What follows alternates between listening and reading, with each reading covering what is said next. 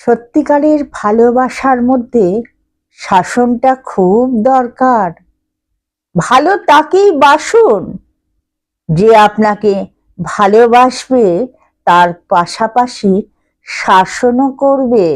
আপনার ভুলগুলো দেখে মুখ বুজে যে সহ্য করবে, সেটা ভালোবাসা নয়। ভুল প্রত্যেক মানুষের হয়, আমারও হয়।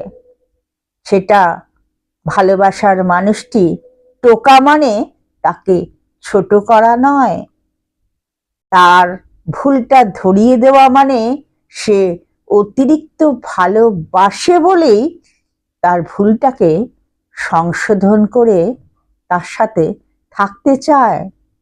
এটাই বাস্তব সত্য কথা।